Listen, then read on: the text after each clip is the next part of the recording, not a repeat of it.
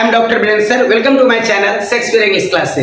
तो स्टूडेंट्स, आज बात करने वाले हैं बहुत ही महत्वपूर्ण टॉपिक्स टेंस, जो कि एवरी स्टूडेंट के लिए ये बहुत बड़ा टेंशन बना रहता है। ये बोलने में, पढ़ने में, लिखने में, समझने में, है ना, पेपर मैगजीन पढ़ने में, कोई बुक पढ़ने में, कोई नॉवेल पढ़ने में, ये बहुत बड़ा टेंशन बना रहता है। इंग्लिश का लगभग 80% सेंटेंस बोलना, पढ़ना, लिखना, समझना वो टेंस में ही आता है। ठीक है ना। तो बहुत बड़ा टेंशन आज आप लोग को खत्म करने वाले हैं। आज बहुत बड़ा टेंशन अंग्रेजी का खत्म होगा। तो टेंस आपको वीडियो लास्ट तक देखना है। प्रेजेंट इम्परफेक्ट टेंस के बारे में। तो चलिए स्टूडेंट्स, आज आप बात करेंगे प्रेजेंट इम्परफेक्ट टेंस के बारे में। प्रेजेंट इम्परफेक्ट टेंस, इसका अर्थ होता है तत्कालिक वर्तमान का, या फिर कह सकते हैं अपूर्ण वर्तमान का। ठीक है ना। तो प्रेजेंट इम्परफेक्ट टेंस से यह बोध होता है कि कोई काम वर्तमान काल में जारी है, काम चल रहा है ना, वर्तमान काल में काम जारी है। जैसे मैं आप लोगों को पढ़ा रहा हूं, ये प्रेजेंट इम्परफेक्ट टेंस है।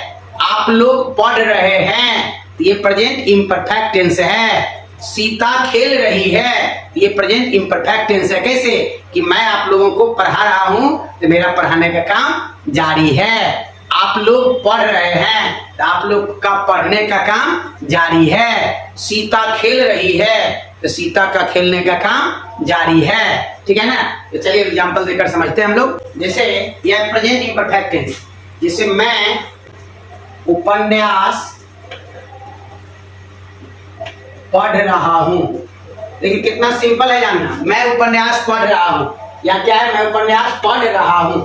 रहा हूं लगा हुआ है। जब ये देखेंगे रहा हूं लगल है, समझ लेंगे प्रेजेंट इम्परफेक्ट टेंस है। ठीक है ना। ये बोलचाल में काफी ज्यादा इस्तेमाल होता है। ये बहुत ही इंपॉर्टेंट है ना। इसका एवरीडे हम लोग यूज करते हैं, काफी ज्यादा यूज में आता है, और ये बहुत ही सिंपल है। सबसे बड़ी बात है, इसको समझने में ज्यादा कोई झंझट नहीं, बहुत आसान है। ठीक है ना। चलिए, मैं उपन्यास पढ़ रहा हूं, क्या बन जाएगा, आई am reading a novel. I am reading a novel. देखिए कितना सिंपल है जानना। मैं उपन्यास पढ़ रहा हूं, आई एम रीडिंग अ नॉवेल। बनाया कैसे, तो मैं का इंग्लिश आई यहां सब्जेक्ट है, और इसका हेल्पिंग वर्ब, ये प्रेजेंट इम्परफेक्ट टेंस है, जिसका हेल्पिंग वर्ब क्या होता है, एम इज आर। ठीक है ना। Am is are, main verb before. अब पहचान रहा हूं, रही हूं, रहे हैं, रहे हो, रही हो, रहा है, रही है, ये पहचान लगा रहेगा। समझ लेंगे प्रेजेंट इम्परफेक्ट टेंस है, क्योंकि ये प्रेजेंट इम्परफेक्ट टेंस जो होता है, इसका अर्थ होता है अपूर्ण वर्तमान काल, यानी काम वर्तमान काल में पूरा नहीं हुआ रहता है। जैसे मैं उपन्यास पढ़ रहा हूं, अर्थात जैसे द गाइड उपन्यास पढ़ना शुरू किया, अब पढ़ रहे हैं, पढ़ने का काम जारी है, अभी खत्म नहीं हुआ है। ठीक है ना। खत्म हो जाएगा तो फिर टेंस बदल जाएगा। ये प्रेजेंट इम्परफेक्ट टेंस है। मैं उपन्यास पढ़ रहा हूं, क्या हो जाएगा, आई एम रीडिंग अ नॉवेल। अब देखिए बना कैसे, ये हो गया आपका सब्जेक्ट। ठीक है ना, कर्ता। ये उपन्यास हो गया कर्म। मैं पढ़ रहा हूं, क्या पढ़ रहा हूं, उपन्यास। तो मैं काम करता हूं, काम करने वाला कर्ता, और मैं हो गया कर्ता। उपन्यास हो गया कर्म। पढ़ हो गया धातु। धातु क्या होता है, क्रिया का मूल रूप, वो कभी चेंज नहीं होता है। जैसे रीड मीन्स पढ़ना, तो रीड मीन्स पढ़ना, तो ये पढ़ जो है, पढ़ धातु है, इसमें ना लग गया तो क्रिया बन गया। ठीक है ना। तो मैं पढ़ रहा हूं, ये धातु हो गया, कर्ता, कर्म, धातु, ये पहचान है। इसी पहचान से आपको टेंस समझ में आ जाएगा। पहचान लीजिएगा, अब बहुत आसानी से बन जाएगा।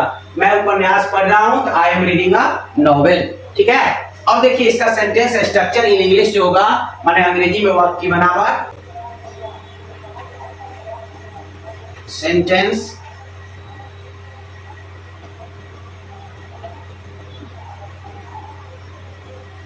Sentence structure in English, sentence structure in English यानी अंग्रेजी में वाक्य की बनावट। अब देखिए कैसे बनेगा। सब्जेक्ट बहुत इजी है।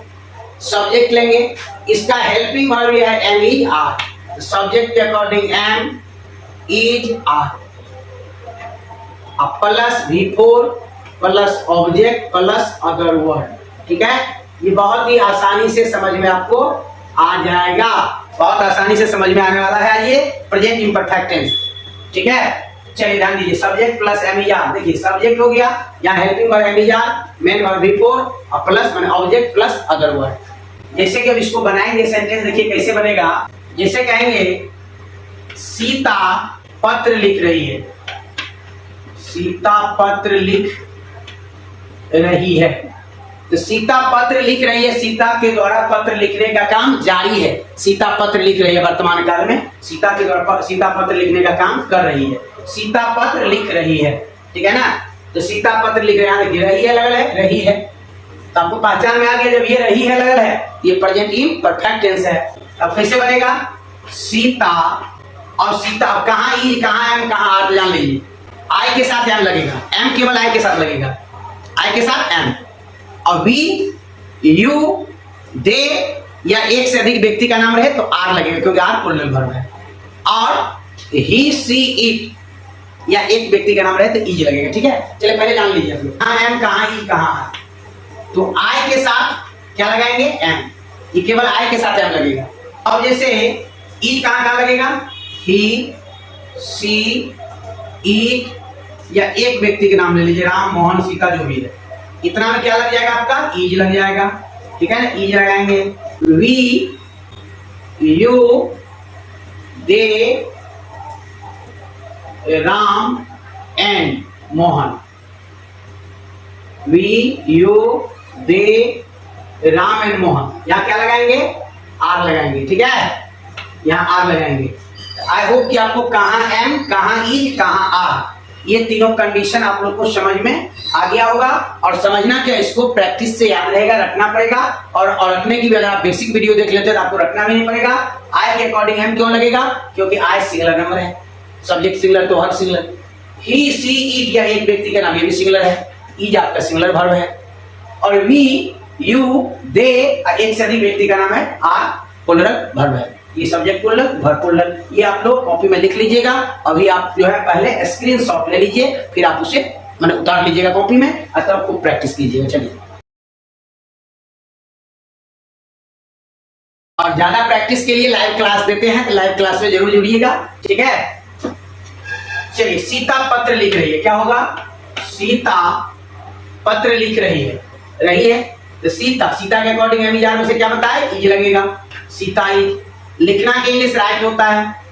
अब यहाँ देखिए WRIT राइट, V1 V4 से V4 का भी आपको वीडियो बनल है। यदि किसी V1 के अंत में ई है तो ई को हटा करके ING लगाया जाता है, राइट से राइटिंग। सीता इज राइटिंग, यहाँ ई हट जाएगा, सीता इज राइटिंग और लेटर, ठीक है ना।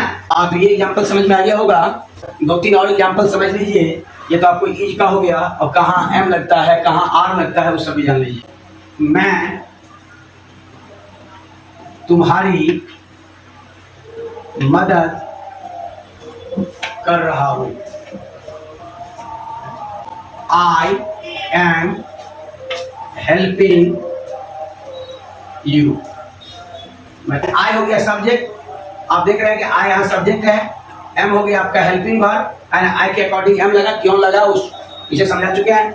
मदद करना के इंग्लिश हो गया हेल्प, हेल्प का V4 हो गया आपको हेल्पिंग V4, ये हो गया आपका object, I am helping you, मैं आपका मदद कर रहा हूँ, या मैं तुम्हारी मदद कर रहा हूँ, या मैं तुम्हारा मदद कर रहा हूँ, ठीक है ना। आई एम हेल्पिंग यू, क्योंकि आई कॉमन जेंडर है, ये पुरुष स्त्री दोनों के लिए चलेगा। आप लोग खा रहे हैं, आप लोग खा रहे हैं, आप लोग खा रहे हैं, आप लोग का इंग्लिश क्या हो जाएगा, यू। अब यू के अकॉर्डिंग क्या लगेगा, आर। यू आर खाना के लिए ईट, यू आर ईटिंग, है ना, यू आर ईटिंग, क्या हो जाएगा, यू हो गया सब्जेक्ट, आर हो गया हेल्पिंग वर्ब, है ना, आर हेल्पिंग वर्ब, और ईटिंग ईट का V4 इवेंट वर्ब का चौथा रूप। तो आई होप कि आप लोग को समझ में आ गया होगा। ये भी आप समझिएगा कि आई के साथ मैंने एम लगता है, यहाँ मैंने ही सी और ईट के साथ या एक व्यक्ति के नाम के साथ ईज लगता है ना, और यू के साथ आर लगेगा, दे के साथ आर लगेगा, और वी के साथ आर लगेगा, ठीक है ना। आई के साथ एम, वी यू दे एक से अधिक व्यक्ति के साथ आर, ही सी इट या एक व्यक्ति का नाम रहेगा तो इज का प्रयोग करेंगे। आई होप कि आपको समझ में आ गया होगा। चलिए, अब इसका नेगेटिव स्ट्रक्चर जानिए आप लोग।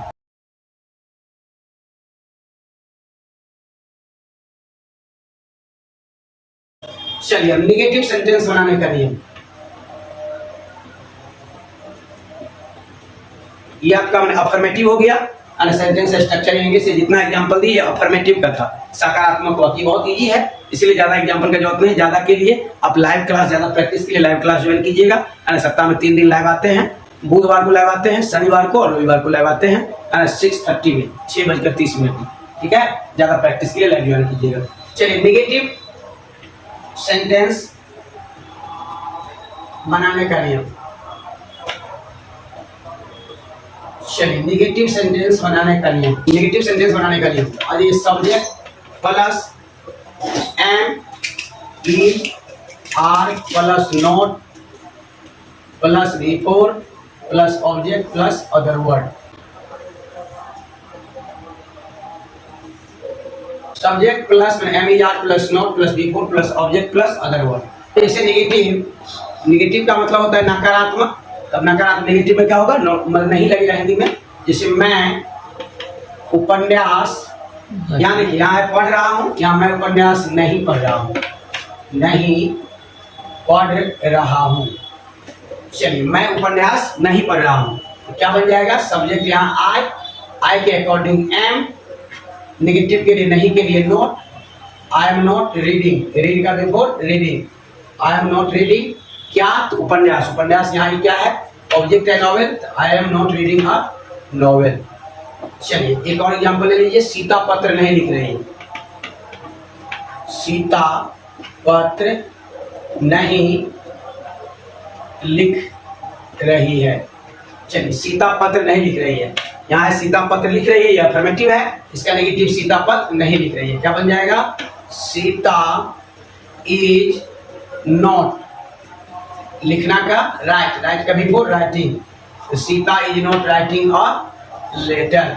चलिए सीता हो गया सब्जेक्ट, इज हो गया हेल्पिंग वर्ब, नॉट हो गया नेगेटिव नहीं के लिए, और राइट मींस लिखना, राइट का बिफोर राइटिंग, और क्या नहीं लिख रही है, but Sita is not writing a letter. ठीक है ना, subject, helping verb, main verb और ऑब्जेक्ट। एक आधा और एग्जांपल ले लीजिए, तुम नहीं पढ़ रहे हो, तुम नहीं पढ़ रहे हो। ठीक है ना, तुम का इंग्लिश क्या हो जाएगा, यू, यू के साथ क्या लगेगा, आर, नॉट रीडिंग, या तुम किताब नहीं पढ़ रहे हो, you are not reading a book.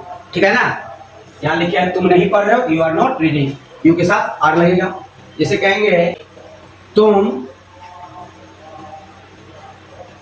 काम नहीं कर रहे हो, तुम काम नहीं कर रहे हो, इसका देखिए, इसका थोड़ा कंडीशन है, जान लीजिए क्या हो जाएगा, यू आर नॉट, यहाँ देखिए यू आर नॉट वर्किंग भी सही है, यू आर नॉट वर्किंग, यहाँ ये कंडीशन समझ लीजिए, यहाँ यू सब्जेक्ट हो गया, आर हो गया आपका हेल्पिंग वर्ब, नॉट हो गया नहीं के लिए नेगेटिव एंड एडवर्ब, और ये जो है वर्किंग जो है ये वर्ब का चौथा, वर्क का मतलब काम करना, वर्क का बिफोर वर्किंग, ये भी सही है। इसका एक और तरीका बना सकते हैं, सब्जेक्ट हो गया, ये हेल्पिंग वर्ब, ये आपका मेन वर्ब। ठीक है ना, मेन वर्ब हो गया बिफोर, वर्ब का चौथा रूप। एक और तरीका इसका बनेगा, एक और तरीका क्या बनेगा, यू आर वर्किंग की जगह हम एक और बना सकते हैं, क्या बना सकते हैं, यू आर डूइंग वर्क।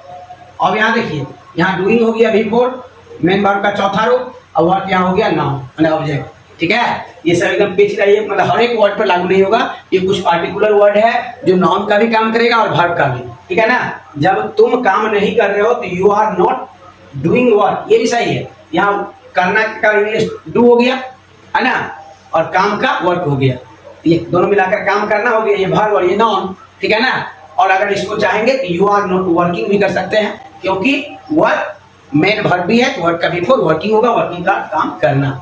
चलिए आई होप कि आप लोगों को नेगेटिव सेंटेंस समझ में आ गया होगा। चलिए अब बात करेंगे माने इंट्रोगेटिव पर।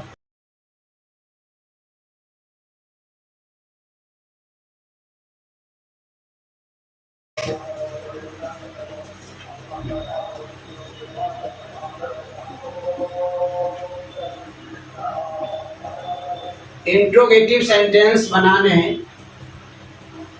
का नियम। चलिए इंट्रोगेटिव सेंटेंस बनाने का नियम, इंट्रोगेटिव में क्या होता है, माने हेल्पिंग वर्ब को बाहर निकाल देंगे। ठीक है, यहाँ देखिए हेल्पिंग वर्ब क्या होता है इसका, एम इज आर, ये एम इज आर को बाहर कीजिए, एम इज आर, चलो एम इज आर को बाहर कर दिए।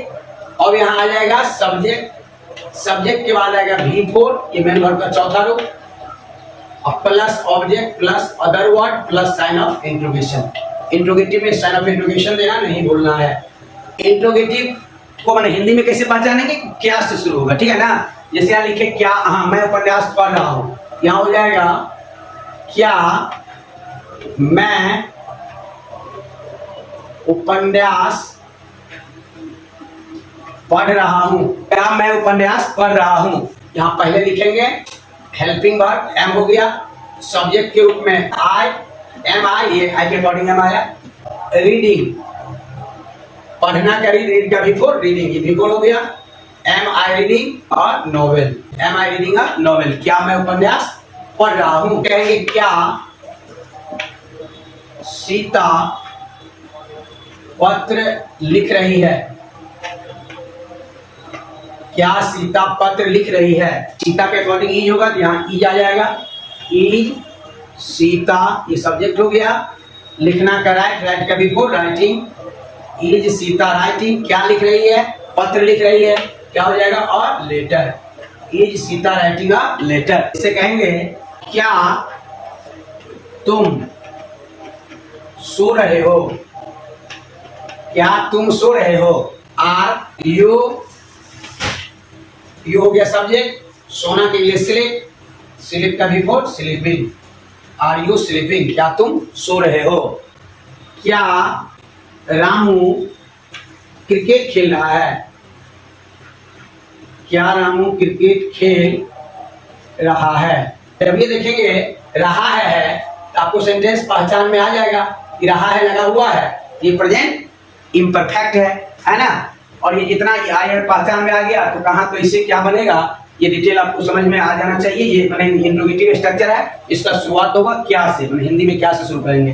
क्या रामू क्रिकेट खेल रहा है, क्या हो जाएगा इज रामू, इज आ गया, रामू आ गया। खेलना का प्ले, प्ले का before playing, is Ramu playing, क्या खेल रहा है cricket, is Ramu playing cricket. चलिए क्या रामू क्रिकेट खेल रहा है। आई होप ये स्ट्रक्चर आपको समझ में आ गया होगा, इंट्रोगेटिव स्ट्रक्चर बहुत इजी है समझना। क्या से जब शुरू रहेगा, ये मैंने इंट्रोगेटिव है, और जब क्या से शुरू रहेगा तो क्या होगा, पहले हम हेल्पिंग वर्ब को लिखेंगे, इसके बाद सब्जेक्ट, इसके बाद मेन वर्ब, इसके बाद ऑब्जेक्ट, फिर other verb. Okay,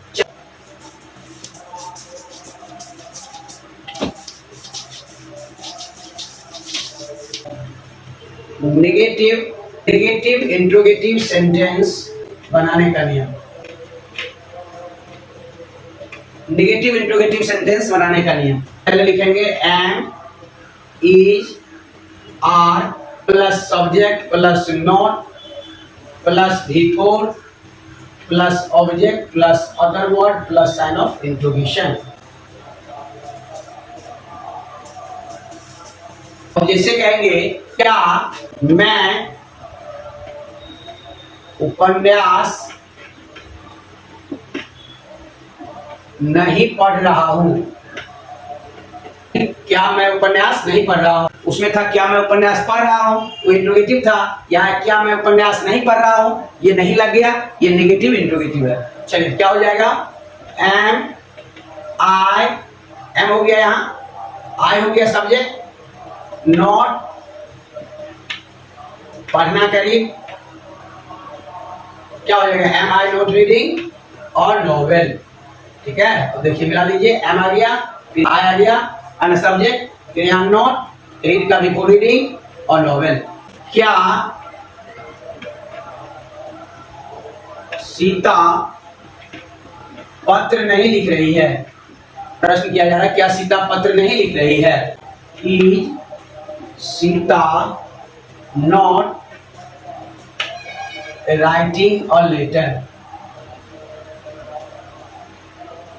is Sita not writing a letter. यहाँ इज आ गया, यहाँ इज आ गया, सीता यहाँ सब्जेक्ट, यहाँ नोट आ गया, यहाँ बिफोर आ गया, राइट का बिफोर राइटिंग, यहाँ और लेटर ऑब्जेक्ट आ गया। ठीक है, जैसे क्या तुम नहीं खेल रहे हो, क्या तुम नहीं खेल रहे हो। आर यू नॉट प्लेइंग, यहाँ देखिए आर आ गया यू के अकॉर्डिंग, आर सब्जेक्ट में यू, नॉट प्ले का बिफोर प्लेइंग।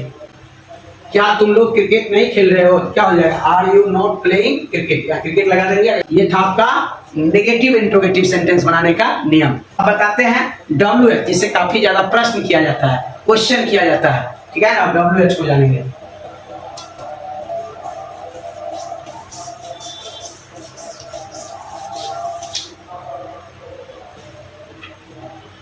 WH क्वेश्चन बनाने का नियम। चलिए WH क्वेश्चन बनाने का नियम। WH में क्या बताए थे? हिंदी में रहेगा कौन, कैसे, क्या, कितने, ये सब जो रहेगा तो ये हो जाएगा आपका WH वर्ड। इसका मतलब इंग्लिश में होता है how, who, whom, what, which, whose, how much, how many, ये सब जो होगा आपका ये WH वर्ड होगा, ठीक है ना। तो ज्यादा प्रयोग में आता है who, whom, whose, what, how, ये सब काफी पॉपुलर माने WH है। WH वर्ड इसको ध्यान से समझना है। WH क्वेश्चन बनाने के लिए हम चलिए WH वर्ड पे कैसा लगा बोल दिए हैं। WH word plus M H R plus subject. देखिए WH का नेगेटिव भी एक ही साथ बता दे रहा है ना। नेगेटिव अगर रहेगा WH का तो नोट लगाएंगे, ठीक है, और नेगेटिव नहीं रहेगा WH में तो नोट नहीं लगाएंगे। WH word plus M H R plus subject. यहाँ अगर नेगेटिव रहेगा WH में तो नोट लगाएंगे, नहीं रहेगा नहीं लगाएंगे। Plus V4 plus object plus other word plus sign of interrogation. अब समझिए आप लोग, मैं उपन्यास क्यों पढ़ रहा हूं? मैं उपन्यास क्यों पढ़ रहा हूं? क्या हो जाएगा क्यों के लिए? अब व्हाई हो गया आपका WH वर्ड। मैंने क्या बताया? Why, when, whom, whose, what, ये सब WH वर्ड है। WH वर्ड हो गया व्हाई। अब यहाँ सब्जेक्ट में माई है, माई का इंग्लिश आई होता है, आई के अकॉर्डिंग क्या लगेगा? एम। WH वर्ड के बाद यहाँ हेल्पिंग वर्ब, तो व्हाई एम। अब आपका सब्जेक्ट चाहिए, तो व्हाई एम आई। नेगेटिव नहीं है, मैं उपन्यास क्यों नहीं पढ़ रहा हूँ रहता तो इसका नेगेटिव बनाते, तो व्हाई एम आई रीडिंग और नॉवेल। व्हाई आ गया WH वर्ड, एम आ गया आपका हेल्पिंग वर्ब, आई आ गया सब्जेक्ट, रीडिंग आ गया V4 और नॉवेल आ गया ऑब्जेक्ट। मैं उपन्यास क्यों नहीं पढ़ रहा हूं? क्यों नहीं पढ़ रहा हूं? चलिए, मैं उपन्यास क्यों नहीं पढ़ रहा हूं। अब ये WH में भी आ गया, क्यों भी है नहीं भी है, ये WH का नेगेटिव, ठीक है। WH क्यों का इंग्लिश व्हाई। अब यहाँ माई के लिए आई होगा, आई के अकॉर्डिंग एम होगा, तो व्हाई एम आई, और नेगेटिव वर्ड है नहीं लगा है, why am I not reading और novel. Why am I not reading a novel. अब देखिए सीता पत्र लिख रहे हैं, सीता पत्र क्यों लिख रही हो? सीता पत्र क्यों लिख रही है? चलिए, सीता पत्र क्यों लिख रही है, तो क्यों का इंग्लिश व्हाई। और यहाँ सीता के अकॉर्डिंग क्या आएगा? ई जाएगा। व्हाई इज सीता, लिखना कराए राइटिंग और letter. Why is Sita writing a letter. Why आ गया WH वर्ड, यहाँ आ गया इज, क्या है? Helping verb. सीता यहाँ सब्जेक्ट, इसमें नहीं है तो नोट नहीं लगा है। यहाँ V4 आ गया, राइट का V4 राइटिंग, और लेटर यहाँ ऑब्जेक्ट आ गया, ठीक है। अब आप लोग कहीं ऐसा अदर वर्ड पर नहीं दे रहे हैं, जब और बड़ा बड़ा सेंटेंस आगे एग्जांपल देंगे, लास्ट में समझाएंगे, तो आपको मैं अदर वर्ड पर भी एग्जांपल दे रहे हैं, ठीक है। इतना को समझिए। इसके बाद है सीता पत्र क्यों नहीं लिख रही है। अब सीता पत्र क्यों नहीं लिख रही है, ये अब WH नेगेटिव हो गया, क्यों भी है नहीं भी है, ये WH नेगेटिव हो गया। अब नेगेटिव वाला बनाइए, क्या हो जाएगा? क्यों के इंग्लिश व्हाई है।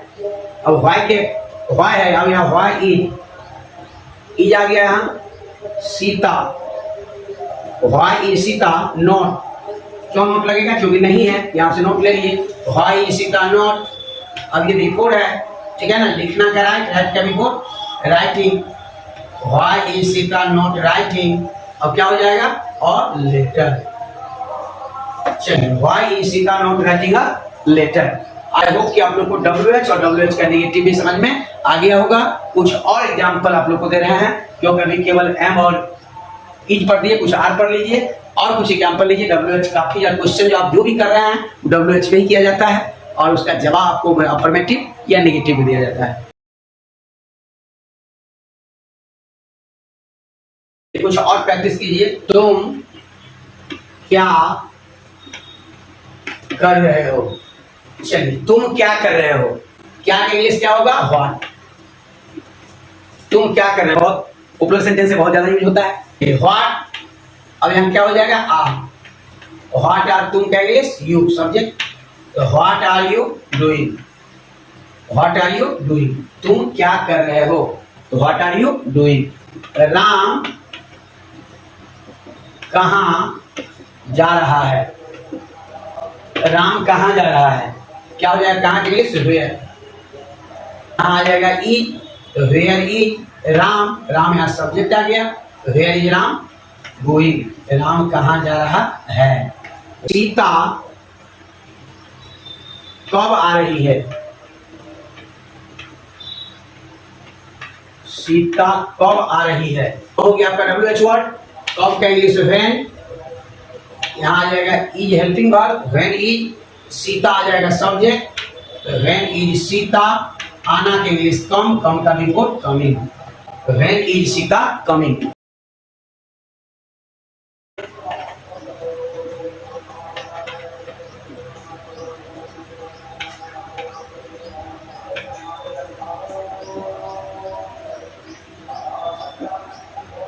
वे लोग तुम्हारी मदद क्यों नहीं कर रहे हैं? वे लोग तुम्हारी मदद क्यों नहीं कर रहे हैं? क्यों के इंग्लिश? व्हाई। व्हाई हो गया WH वर्ड। व्हाई। अब यहाँ सब्जेक्ट के रूप में वे लोग का इंग्लिश दे होगा।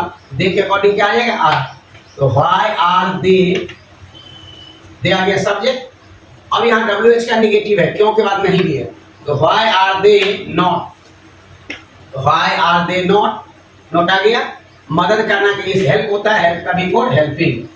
तो why are they not helping? किसकी मदद? तुम्हारी। यहाँ यू आ गया ऑब्जेक्ट।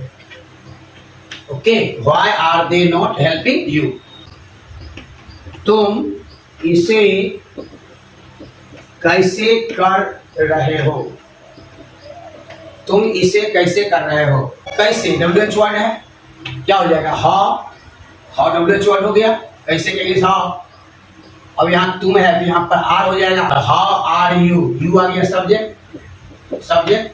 तो हाउ आर यू करना के लिए डू का before doing. How are you doing? इसे का इंग्लिश जो है ऑब्जेक्ट के रूप में या तो दिस या इट। दिस लीजिए। तो how are you doing this? Sign of interrogation. How are you doing this? वे लोग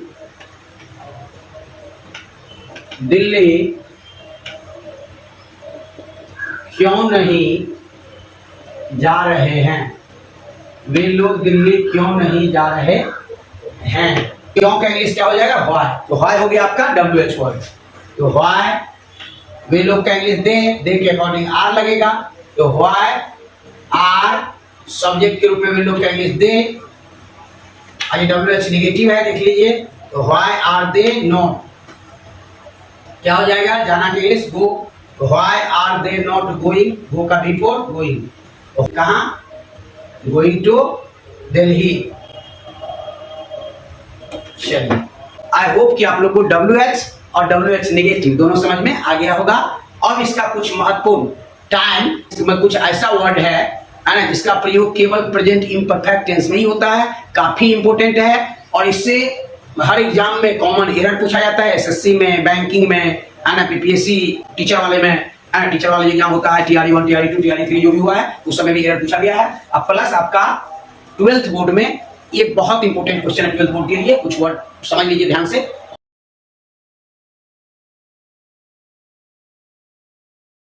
यदि किसी वाक्य में नाव, क्या बोले? यदि किसी वाक्य में नाव, नाव का अर्थ होता है अब या अभी। These days, at present, at this moment, at this moment, और बहुत सारा वर्ड है, लेकिन ये दो वर्ड काफी ज्यादा इंपॉर्टेंट है, ठीक है ना। 12th बोर्ड के लिए काफी फेवरेट है ये, अब बाकी एग्जाम में भी पूछा जाता है। तो यदि किसी वाक्य में now, these days, at present, at this moment इत्यादि शब्दों का प्रयोग, यदि किसी वाक्य में now, these days, at present, at this moment इत्यादि शब्दों का प्रयोग समय का बोध कराने के लिए किया गया हो, तो उस वाक्य की क्रिया प्रेजेंट इम्परफेक्ट टेंस में होती है। यदि किसी वाक्य में now, these days, at present, at this moment इत्यादि शब्दों का प्रयोग समय का बोध कराने के लिए किया गया हो, तो उस वाक्य की क्रिया प्रेजेंट इम्परफेक्ट टेंस में होती है। जैसे such as I am reading now, मैं अब पढ़ रहा हूं। तो क्या हो गया? I am reading now. ये एकदम सही सेंटेंस है। इसका एरर देखिए कैसे पूछेगा, आई रीड नाउ, ये गलत, ठीक है ना। ये ऐसा कॉमन है, जब नाउ लग जाएगा तो कोई दूसरा टेंस नहीं, वो प्रेजेंट इम्परफेक्ट टेंस होगा, ठीक है। रामू आजकल, चलिए मैंने सीता आजकल अंग्रेजी सीख रही है। सीता आजकल अंग्रेजी सीख रही है, लीजिए सीता आजकल